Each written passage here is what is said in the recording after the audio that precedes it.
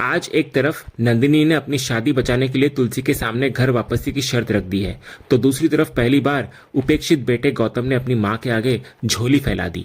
जहां मिहिर और ऋतिक की हर कोशिश नाकाम रही, क्या गौतम की यह कोशिश तुलसी को शांति निकेतन वापस ले आएगी? तो चलिए शुरू करते हैं आज के इस धमाकेदार एपिसोड का सफर। तो एपिसोड की शुरुआत होती है मुन्नी की पहली रसोई से। इधर परी किचन में आती है और खाने की खुशबू से मंत्रमुग्ध हो जाती है। वो मुन्नी की तारीफ करती है कि उसके खाने में बिल्कुल तुलसी के जैसा स्वाद आ रहा है।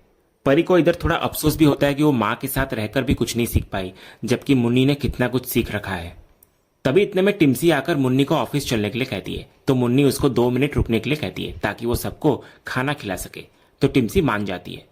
तभी परी ये देखकर मनी मन सोचती है कि एक मिताली थी जिसको अपनी बेटी की परवाह नहीं थी, और एक मुन्नी है जो अपने काम के साथ साथ टिम्सी को भी संभाल रही है। दूसरी तरफ डाइनिंग टेबल पर पूरा परिवार खाने की तारीफ कर रहा होता है। इधर मिहिर और शोभा को लापसी में बिल्कुल तुलसी वाला स्वाद मिल रहा होता है। अंगद भी तारीफ करता है कि ऋतिक की लाइफ बन गई। तभी वृंदा उसको घूर कर इशारा करती है, तो अंगद बात संभालते हुए कहता है कि उसकी तो पहले से ही बनी हुई है। इधर गायत्री भी लापसी का और आनंद लेना चाह रही होती है। इसके बाद मिहिर शगुन के तौर पर मुन्नी को कुछ पैसे देता है, तो मुन्नी की जुबान फिसल जाती है और वो बख्शिश बोल देती है। तो मिहिर उसको टोकता है और समझाता है कि ये नेक है, घर की बहू का हक। वो कहता है कि अगर तुलसी होती तो गहने देती, लेकिन उसे यही समझ आता है। तो मुन्नी खुशी खुशी पैसे लेती हुई नजर आती है और इसे मिहिर का आशीर्वाद मानती है। तभी अंगद बड़े ही मजाकिया अंदाज में मुन्नी को आशीर्वाद देता है कि वो हमेशा खुश रहे और ऐसे ही उन्हें स्वादिष्ट लापसी खिलाती रहे। उसका मजाक पूरा परिवार को हंसा देता है। फिर मुन्नी कहती है कि उसे ऑफिस के लिए देर हो रही है, इसलिए वो निकल रही है, लेकिन शोभा उसको रोकती है और कहती है कि कम से कम वो नाश्ता तो करके जाए। तो मुन्नी कहती है कि वो ऑफिस में ही खा लेगी।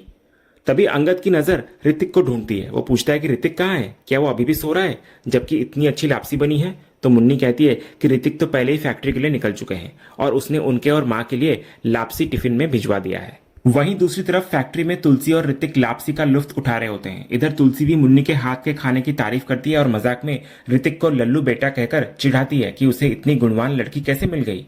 तो ऋतिक गर्व से कहता है कि मुन्नी बहुत अच्छी लड़की है, और फिर वो ये भी कहता है कि मुन्नी और टिम्सी का बॉन्ड नेक्स्ट लेवल का है।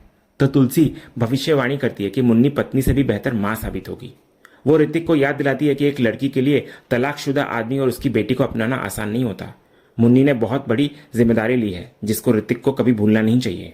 तो ऋतिक भी वादा करता है कि वो मुन्नी के एहसान और प्यार को कभी नहीं भूलेगा जिसने उसकी जिंदगी बदल दी है। इसके बाद ऋतिक करण और नंदिनी के गैर जिम्मेदाराना बर्ताव के बारे में तुलसी से चिंता जताने लगता है। दूसरी तरफ डाइनिंग टेबल पर माहौल फिर से गंभीर होता हुआ नजर आता है। इधर वृंदा करण और नंदिनी की अनुपस्थिति पर सवाल उठाती है कि वे खाने पर क्यों नहीं आए। तो मिहिर अपनी उलझन जाहिर करता है कि इन दोनों का व्यवहार समझ से बाहर है। कभी बिल्कुल नॉर्मल लगते हैं तो कभी उनके बीच का तनाव साफ झलकता है। गायत्री भी इस बात से सहमत होती है, लेकिन उसकी चिंता समायरा को लेकर होती है जिसके मासूम दिमाग पर इस झगड़े का असर पड़ रहा होता है। तभी अंगद मिहिर को पूछता है कि सब कुछ ठीक कैसे होगा। तो शोभा इधर कहती है कि ऋतिक मम्मा से बात करने गया है। तो मिहिर जब ये बात सुनता है तो उसको तुलसी पर भरोसा होता है। वो कहता है कि अब चिंता करने की जरूरत नहीं, तुलसी सब कुछ संभाल लेगी।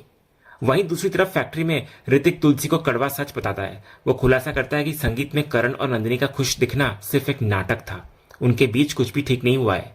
ऋतिक को समायरा की भी चिंता होती है जो इस तनाव में फिर से कोई गलत कदम न उठा ले। तुलसी भी इसी डर से जूझ रही होती है। वो जानती है कि माता पिता के झगड़ों में पिसना बच्चों की नियति बन जाती है। तभी ऋतिक अचानक तुलसी से विनती करता है कि अब वक्त आ गया है कि वो शांति निकेतन लौट आए। वो कहता है कि अगर मिहिर के लिए नहीं तो अपने बच्चों और टूटते रिश्तों को बचाने के लिए आ जाए। वो कहता है घर में पहले ही कई अलगाव हो चुके हैं, अब एक और रिश्ता नहीं टूटना चाहिए। लेकिन तुलसी अपने फैसले पर अड़िग होती है। वो मानती है कि करण और नंदिनी अब बच्चे नहीं रहे, उनके खुद के बच्चे हैं और उन्हें अपनी जिंदगी संभालनी आनी चाहिए। वो कहती है वो हेल्प करने को तैयार है, नंदिनी से बात भी करेगी वो, लेकिन शांति निकेतन वापस नहीं आएगी। दूसरी तरफ ऋतिक शोभा को फोन करता है। इधर मिहिर शोभा को फोन स्पीकर पर डालने को कहता है। तभी शोभा उम्मीद भरी आवाज में पूछती है कि क्या मम्मा मान गई। तो ऋतिक दुख के साथ कहता है कि तुलसी करण और नंदिनी की चिंता तो कर रही है, लेकिन वो घर वापस नहीं आने वाली, वो बाहर से सब कुछ हैंडल कर लेगी। ये खबर सुनकर मिहिर टूटता हुआ नजर आता है। वो अपना दर्द बयां करता है सबके सामने कि जो गलती उसने की ही नहीं, उसकी सजा पूरे परिवार और बच्चों को मिल रही है। वो तुलसी के फैसले को गलत नहीं कहता, लेकिन उसकी बेबसी साफ झलक रही होती है कि अब तुलसी को घर वापस कौन लाएगा। इतना बोलकर वो खाना छोड़कर वहां से उठ जाता है। तभी दूर खड़ा करण मिहिर की यह हालत देख लेता है। उसे अपनी गलती का एहसास होता है। वो तुरंत किसी को फोन लगाता है और विनती करता है कि वो जानता है कि सामने वाला उससे बात नहीं करना चाहता, लेकिन प्लीज एक बार उसकी बात सुन लिया जाए। अगले सीन में फैक्ट्री में मिहिर और तुलसी के बीच एक गहरी बातचीत होती है। मिहिर अचानक तुलसी के सामने आ जाता है और उसको हैरान कर देता है। फिर वो विनती करता है कि तुलसी को उसकी गलती की सजा पूरे परिवार को नहीं देनी चाहिए। वो कहता है कि अगर तुलसी को मिहिर से दिक्कत है तो वो शांति निकेतन छोड़कर चला जाएगा, लेकिन तुलसी को घर वापस आना चाहिए। वो मानता है कि उस घर को मिहिर से ज्यादा तुलसी की जरूरत है। तो इस पर तुलसी मिहिर के तर्कों को काटते हुए कहती है कि उसने अपना फैसला बहुत सोच समझ कर लिया है। फिर वो एक चिड़िया की मिसाल देती है जो तब तक अपने घोंसले की हिफाजत करती है जब तक उसके बच्चे उड़ना न सीख ले। वो कहती है तो अब उसके बच्चे अपनी दुनिया बसा चुके हैं। वो मिहिर को ताना भी मारती है कि उसने घर बांध कर रखा था, लेकिन पति छूट गया। तभी मिहिर मानता है कि तुलसी के बिना सब ठीक होकर भी कुछ ठीक नहीं होगा, लेकिन तुलसी साफ कर देती है कि वो बच्चों का बहाना बनाकर उसे घर नहीं बुला सकता। वो कहती है कि टूटे हुए आईने में कभी चेहरा नहीं देखा जाता और ना ही टूटे हुए रिश्ते में भविष्य। वो नंदिनी से बात करने का वादा करती है, लेकिन शांति निकेतन आने से साफ इनकार करती हुई नजर आती है। अगले सीन में ऋतिक घर आता है और कमरे में एक सुकून भरा नजारा देखता है। मुन्नी अपने ऑफिस के काम के साथ साथ टिम्सी का होमवर्क भी करवा रही होती है। तो ऋतिक मजाक में कहता है कि माँ बेटी ऐश कर रहे हैं, पापा को भी शामिल कर लें। तो टिम्सी इधर बताती है कि जूरी माँ उसे ऑफिस लेकर गई थी, जहां उसने ढेर सारी ड्राइंग्स बनाई। तो ऋतिक इस पर हैरान और खुश भी होता है। वो मुन्नी की तारीफ करता है कि उसे एक सर्वगुण संपन्न पत्नी मिली है जो घर, ऑफिस, बच्ची और पति सबको संभालती है। वो खुद को क्लेवर मानता है कि उसने एक कंप्लीट पैकेज से शादी कर ली है। तो इस पर मुन्नी ऋतिक से एक सीधा सवाल पूछती है कि आपने मुझसे शादी किस लिए की। तो ऋतिक इस पर जवाब देता है कि उसके बिना उसकी लाइफ कुछ नहीं थी, उसे मुन्नी की जरूरत थी, इसलिए उसने शादी की। तभी इससे पहले वो कुछ और कह पाता, नंदिनी कमरे में आ जाती है। वो ऋतिक से पूछती है कि समायरा कह रही थी कि ऋतिक उससे कुछ बात करना चाहता है। तो ऋतिक हाँ में जवाब देता है और मुन्नी को छोड़कर नंदिनी के साथ बात करने निकल जाता है। अगले सीन में नोएना की हालत दिन ब दिन बिगड़ती जा रही होती है। उसकी भयंकर बीमारी उसको अंदर ही अंदर खाए जा रही होती है, लेकिन नोएना ने जीने की उम्मीद पूरी तरह छोड़ दी होती है। वो बिस्तर पर पड़ी होती है और खांस रही होती है। इधर सुच्चू उसको जबरदस्ती दवाई खिलाने की कोशिश करती है, लेकिन नोएना गुस्से में सुच्चू का हाथ झटक देती है और दवाई फेंक देती है। वो साफ कहती हुई नजर आती है कि उसे दवाई नहीं खानी है, उसे जीना ही नहीं है। तो सुच्चू का सब्र टूट जाता है। वो नोएना को झकझोर कर पूछती है कि क्या उसकी जिंदगी में सिर्फ मिहिर ही मायने रखता था? क्या सुचित्रा, उसकी सगी बहन, उसके लिए कुछ भी नहीं है? फिर सुच्चू का दर्द छलक पड़ता है। वो याद दिलाती है कि उसने आज तक नोएना के हर सही गलत काम में उसका साथ दिया, कभी उसका हाथ नहीं छोड़ा, लेकिन अब वो चुपचाप उसे अपनी आंखों के सामने मरते हुए नहीं देख सकती। सुच्चू जिद पकड़ लेती है कि चाहे नोएना कुछ भी कहे, उसे उसके साथ हॉस्पिटल चलना ही पड़ेगा और अपना इलाज करवाना ही होगा। वो अब अपनी बहन को मरने नहीं देगी। दूसरी तरफ वैष्णवी और तुलसी दोनों हॉस्पिटल में ब्लड डोनेट करने आई होती है। इधर डॉक्टर वैष्णवी की तारीफ करते हैं कि वो इतनी कम उम्र में समाज के लिए अपना फर्ज निभा रही है। तो वैष्णवी इसका सारा श्रेय तुलसी के संस्कारों को देती है और वहां से चली जाती है। इसके बाद तुलसी भी ब्लड डोनेट करने के लिए आगे आती है। तो डॉक्टर उसकी उम्र देखकर थोड़ा हिचकिचाते हैं, लेकिन तुलसी पूरे आत्मविश्वास के साथ कहती है कि उसे न तो डायबिटीज है और ना ही हाई बीपी, और उसका हेमोग्लोबिन भी एकदम सही है। वो मानती है कि अगर उसका खून किसी की जान बचा सकता है तो क्यों नहीं देगी वो। फिर डॉक्टर तुलसी के जज्बे और संस्कारों की तारीफ करते हैं। इसी बीच नोएना को सुचित्रा लेकर उसी हॉस्पिटल में पहुंचती है। नोएना की हालत बहुत खराब होती है। वो जोर जोर से खांस रही होती है।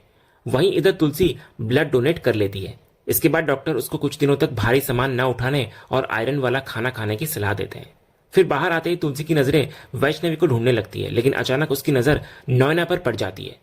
नोएना इधर बुरी तरह खांस रही होती है, तो तुलसी इधर बोल रही होती है कि नोएना यहाँ कैसे। तभी वैष्णवी आकर तुलसी को घर जाकर आराम करने के लिए कहती है और खुद फैक्ट्री चली जाती है। तुलसी वहां से निकल तो जाती है, लेकिन उसका मन बार बार पीछे मुड़कर नोएना को ही देख रहा होता है। अगले सीन में अस्पताल से घर लौटने के बाद तुलसी की मुलाकात नंदिनी से होती है, जो उसका इंतजार कर रही होती है बाहर। तो तुलसी उसको घर के अंदर ले जाती है और पानी देती है। फिर वो नंदिनी का हाल पूछती है, तो नंदिनी बोलती है कि ठीक हूं। तो तुलसी कहती है झूठ बोलना भी सीख लिया मुझसे। फिर तुलसी करण और नंदिनी के रिश्ते में आई दरार को कम करने की कोशिश करती है। वो नंदिनी को याद दिलाती है कि उसे पता है कि उसने अपने परिवार को कितनी खूबसूरती से संभाला है और करण की सफलता में उसका कितना बड़ा हाथ है। वो पूछती है कि क्या रिश्ता इतना बिखर गया है कि उसे समेटा नहीं जा सकता। तो इस पर नंदिनी का दर्द छलक पड़ता है। वो कहती है कि अब उसका दम घुटता है, वो ऐसे नहीं जी सकती। लेकिन जब तुलसी बच्चों का वास्ता देती है तो नंदिनी उल्टा सवाल कर देती है कि तुलसी अपने बच्चों और शांति निकेतन के बारे में क्यों नहीं सोच रही। वो मिहिर का बचाव करती है कि उसकी कोई गलती नहीं थी, उसे नोएना ने मैनिपुलेट किया था। फिर नंदिनी विनती करती है कि शांति निकेतन उसके बिना सिर्फ एक मकान है, इसलिए वो वापस आ जाए। इधर एक सास अपनी बहू का रिश्ता बचाने की कोशिश कर रही थी, लेकिन बहू ने उसे ही धर्म संकट में डाल दिया होता है। फिर तुलसी अपनी मजबूरी बताने लगती है कि उसका तलाक हो चुका है, लेकिन वो चाहती है कि कम से कम नंदिनी की शादी बच जाए। तो नंदिनी शर्त रखती हुई नजर आती है कि अगर तुलसी चाहती है कि वो अपनी शादी बचाने की कोशिश करे तो उसको शांति निकेतन वापस आना पड़ेगा। अगर तुलसी साथ रहेगी तभी उसकी शादी बचने की उम्मीद है। तो तुलसी इस शर्त से दुखी होती हुई नजर आती है। वो कहती है कि करण और नंदिनी दोनों उसके लिए बराबर है, लेकिन वो अपने आत्मसम्मान से समझौता नहीं कर सकती। वो वादा करती है कि अगर नंदिनी भारत लौट आती है तो वो हर मुमकिन कोशिश करेगी और उसकी हेल्प करेगी, लेकिन शांति निकेतन नहीं आएगी। दूसरी तरफ परी अजय का इंतजार कर रही होती है। अजय लेट आता है और उसका मूड उखड़ा हुआ होता है। वो माफी मांगता है परी से और बताने लगता है कि सुबह से सनी अजीब बर्ताव कर रहा था और घर पर उसके माता पिता उस पर शादी का दबाव बना रहे हैं ताकि सनी को मां मिल सके। तो इस पर परी अजय को सलाह देती है कि वो शादी कर ले, क्योंकि अकेले बच्चे को पालना बहुत मुश्किल होता है। तो अजय परी को याद दिलाता है कि वो भी तो गरिमा को अकेले पाल रही है। उसे लगता है कि शायद उसमें ही कोई कमी है जो वो मां का रोल नहीं निभा पा रहा। तो परी उसे फिर से शादी के लिए मनाती है। तो इस पर अजय भावनाओं में बहकर कह देता है, तो तुम आ जाओ ना सनी की मां बनकर और कर लो मुझसे शादी। तो परी यह सुनकर असहज हो जाती है। वो पूछती है कि हर बार वही बात क्यों करनी होती है। इतना बोलकर वो बिना कुछ कहे वहां से निकल जाती है और इधर अजय अकेला और उदास रह जाता है।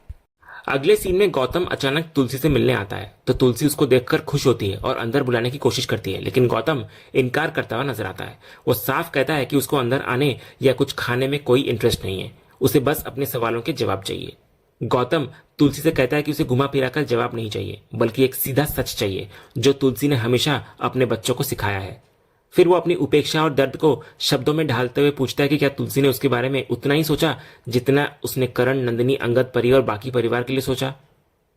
वो एक माँ के दिल को झकझोरते हुए पूछता है कि क्या उसने उसे वो लाड़ प्यार और हक दिया जिसका वो हकदार था, और क्या तुलसी ने अनजाने में ही सही लेकिन उसके और बाकी बच्चों के बीच कोई फर्क नहीं किया। तो तुलसी इस पर भावुक होकर मान लेती है कि उसने जानबूझकर कभी फर्क नहीं किया। वो याद दिलाती है कि गौतम उसकी पहली संतान है, जिसकी वजह से उसने माँ होने का मतलब समझा। लेकिन वो कबूल भी करती है कि इतने बड़े परिवार और हर रिश्ते के साथ न्याय करने की कोशिश में शायद गौतम कहीं पीछे छूट गया। उसे अफसोस होता है कि वो गौतम की उम्मीदों पर खरी नहीं उतर पाई और शायद उसके साथ इंसाफ नहीं कर पाई। तो गौतम को इधर थोड़ी राहत मिलती है कि कम से कम तुलसी ने अपनी कमी तो मान ली। वो कहता है कि अगर आज वो कुछ मांगता है तो क्या तुलसी उसको देगी। उसे डर भी होता है कि तुलसी हमेशा की तरह मना कर देगी, लेकिन तुलसी वादा करती है कि वो मना नहीं करेगी। वो गौतम को कुछ भी मांगने की छूट देती हुई नजर आती है। तो इस पर गौतम तुलसी से एक बहुत बड़ी मांग करता है। वो कहता है कि वो चाहता है कि तुलसी शांति निकेतन वापस लौट आए। फिर वो कहता है कि उसके बच्चे, पोते पोतियां और पूरा परिवार बिखर रहा है और सबको तुलसी की सख्त जरूरत है। तो गौतम, जिसको हमेशा लगा कि तुलसी ने उसके लिए कुछ भी कभी नहीं किया, आज एक बेटे के हक से अपनी मां को घर वापस बुला रहा होता है। तो तुलसी इस पर सिर्फ खामोश रहती है, कुछ नहीं कहती, जिसे गौतम फिर से इनकार समझ लेता है। वो दुखी होकर कहता है कि तुलसी की जिद के आगे कोई नहीं जीत सकता, ना उसकी औलाद और ना ही भगवान। वो निराश होकर जाने लगता है, लेकिन तुलसी उसका हाथ पकड़कर उसको रोक लेती है। फिर तुलसी भावुक होकर कहती है कि गौतम उसकी पहली संतान है और बिल्कुल उसी के जैसा है। वो कहती है कि उसने अपनी पूरी जिंदगी परिवार को दी, लेकिन हमेशा डरती रही कि कहीं करण के साथ अन्याय न हो जाए। उसे हमेशा ये चिंता थी कि समाज या करण को कभी यह न लगे कि वो सौतेला है, इसलिए शायद अनजाने में उसने गौतम के हिस्से का प्यार भी करण को दे दिया, क्योंकि उसे लगा कि गौतम तो उसी के जैसा समझदार है तो वो संभाल लेगा। फिर तुलसी स्वीकार करती है कि माँ होना जितना जरूरी है उतना ही जरूरी है बच्चे को हर उम्र और हर मोड़ पर यह एहसास दिलाना कि उसकी माँ उसके साथ है। वो गर्व से कहती है कि आज उसके बेटे ने पहली बार कुछ मांगा, लेकिन अपने लिए नहीं, न अपनी बीवी बच्चों के लिए, बल्कि अपने पिता, भाइयों और पूरे वीरानी खानदान के लिए। तुलसी मानती है कि गौतम सच में उसी का अक्ष है। वो ऐलान करती है कि उसकी जिद को सिर्फ उसका बेटा गौतम ही तोड़ सकता है। फिर वो गौतम की मांग स्वीकार करती है और शांति निकेतन लौटने का वादा करती है। इधर गौतम की आंखों में खुशी के आंसू आ जाते हैं और वो अपनी माँ को थैंक यू कहता है। फिर दोनों माँ बेटे एक दूसरे को देखकर इमोशनल होकर मुस्कुराते हैं और इसी खूबसूरत मिलन के साथ ये एपिसोड यहीं खत्म होता है। तो दोस्तों, आज का ये एपिसोड और इसका अपडेट आपको कैसा लगा, अपनी राय हमें कमेंट बॉक्स में जरूर बताएं। अगर आपको आज का ये वीडियो पसंद आया हो तो वीडियो को लाइक करें, शेयर करें और हमारे चैनल को सब्सक्राइब करके बेल आइकन जरूर दबाएं, ताकि क्योंकि सास भी कभी बहू के अगले धमाकेदार एपिसोड का अपडेट आपको सबसे पहले मिले। धन्यवाद।